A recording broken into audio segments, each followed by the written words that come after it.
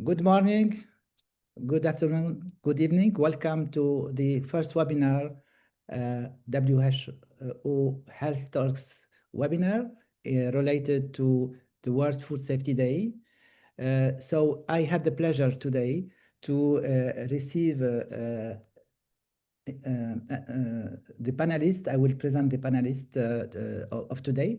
So our team today is science in action. So I will be happy to moderate this webinar. So we are looking how we can advance food safety through scientific advice. I will be your moderator. I'm happy to welcome the panelists, Pamela Byrne, former CEO for Food Safety Authority of Ireland, Sarah Kahir, Secretary of the Codex Alimentarius, William Chan, Director of Fresh and Sale in NTU Singapore, Barbara Galani, Director of EFSA Engage Department, and Samuel Godefroy, Professor at the University of Laval and CEO of GeForce. Welcome all, and thank you for accepting my invitation. So I will start now with setting the scene and say we are saying science in action. Next, please, science in action. So what exactly do we mean by that in the food safety arena? So if you look at science, science is not just about publishing studies. It's about using science in real life to keep people safe every day. It starts with generating the evidence. It starts with research that is done openly with no hidden agenda. What we mean by that, for example, a study on harmful bacteria in fresh vegetables that's funded by public health agency, not private companies. Then comes translation, taking what we know about hazards like norovirus in shellfish and combining it with real-world data, such as how often people eat oysters in certain countries, to understand the actual risk in that context. The next step is action, creating rules and systems that are flexible enough to handle new things like lab growth meat, AI management supply chains, or new ways of testing food safety without animal testing. Finally, it's about trust, sharing data, being honest about the uncertainty, and explaining clearly how decisions are made. People need to feel that food safety rules are based on science, non-politics or commercial pressure. So in short, science in action means turning knowledge into real-world impacts, safer food, smarter policy, and healthier lives fast enough to keep up with a changing world.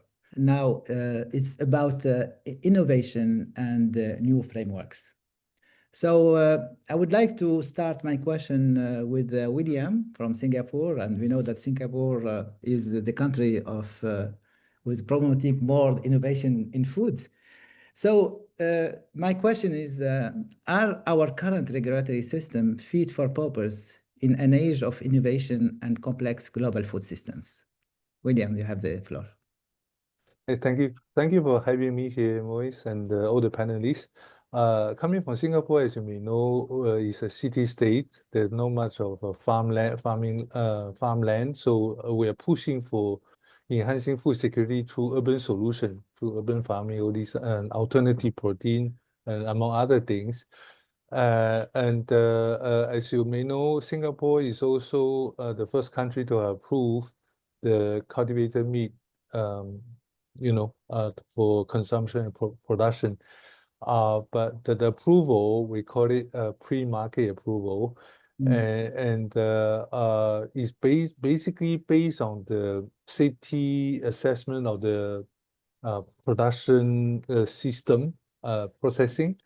But more needs to be done. For example, we know that beyond this hazard identification that we have been talking about here, we need to move towards hazard characterization before we talk even about risk assessment or risk management. Here, the innovation comes in the sense that Singapore has established a very robust biomedical research ecosystem. So some of the platform can be moved into the food safety risk assessment space, but we need to understand food is not drug and food Yeah. is not cosmetics. So although NAM's new approach methodology have been around for cosmetics risk assessment as well as some of these drug risk assessment, we need to understand the food goes through, as Samuel pointed out, Riley pointed out, the consumption is very different. It goes through this gastrointestinal tract, and the digestion process change the pattern. Not just this on the food itself, but the food matrix as a whole. So we should not just limit our risk assessment on the chemicals in the production or processing stage, as well as some of the microbiological contamination. But more importantly, consumer need to have some evidence-based data on the risk assessment of the food itself, from the novel food Yeah. point of view, as well as the nutritional benefit. So this is where we have in Nanyang Technological University, Singapore, this national platform called Future Ready Food Safety Hub. And we are pushing this R&D activity to develop these NAMs, but for novel food safety risk assessment, focusing on risk hazard characterization. Thank you. Thank you very much. So I turn to Pamela with your experience in Food Safety Authority. Are we ready today to uptake new approach methodology and what William said, that we are no more only looking at hazards, chemicals, hazard as biological hazards, bacteria, virus. We are talking about the foods. So different approach. So how you see the readiness of our regulation today and how we can move forward, Pamela? This is a really interesting question as to whether the regulatory frameworks we have currently in place are really fit for purpose for the future. And I think, what William spoke about is the considerable investment that countries have made and significant in the whole area of building research capacity and new knowledge, and new information around new production systems, new ingredients, and new technologies, etc. And all of that is very, very new, and therefore we do require a very, I suppose, deep dialogue amongst the various different actors within the regulatory system and the academic system, and indeed industry as well, to really understand what are the frameworks that we need to put in place in the future in order for us to be able to assess the risk and then also to be able to manage and mitigate the risk, because we've spent a long time learning about what the current risks are, the known risks that we have. But of course, those risks are changing and evolving over time, and we've constantly having to update our systems. So I think it would be very unwise of us to stand still and not reflect very deeply on what is currently the risks within the system, the emerging risks, but equally, what are potentially are the new things that are coming into play that we need to consider. And I go back to something Barbara said around really understanding, using social sciences to really understand, in fact, for example, what do consumers want? So we have consumers who have very high expectations in terms of what their foods are going to provide them. So in the past and still currently, it's I want my food to provide me with the nutrition, the nutrients that I need to survive and thrive. But now consumers are looking more for food products that can help them be better, to be well, to be healthier.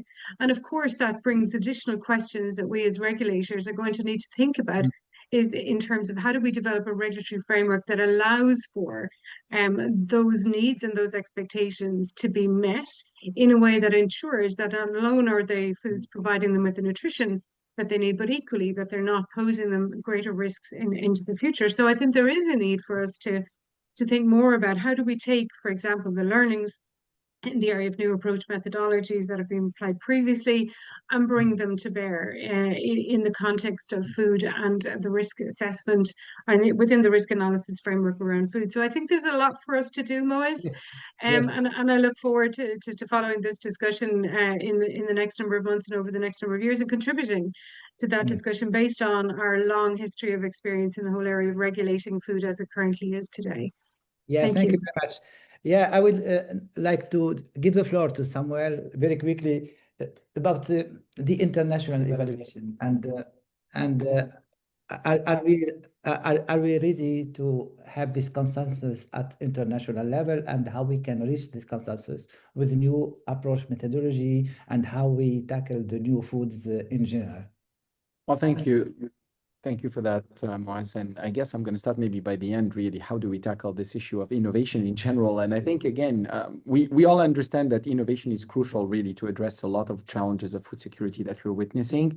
We know that innovation requires investment, and we know that investment is always impeded by uncertainty. The only way that we can actually address uncertainty is by creating a framework that is predictable, that has some level of flexibility, but that is really anchored in a very clear decision-making framework, and that's the risk analysis principles. And the risk analysis principles and the scientific foundation of the decision-making is essentially what will allow to address those tensions between those two elements. And making sure that the scientific assessment is provided on a consensus basis based on from the most reputable sources, the most trusted sources, and what is more trusted than the international process that we have been really enjoying for the life of Codex, and even before the creation of Codex, through the advisory bodies, the FAO, WHO, expert advisory committees that have served really as the source that we turn to in order to get that consensus behind any type of issue that is related to risk. So I believe that this is absolutely applicable to innovation, whether be it really for the assessment of the applications resulting from innovation, or actually for the innovative methodologies that might be utilized in the context of risk assessment, such as the new approach methodologies.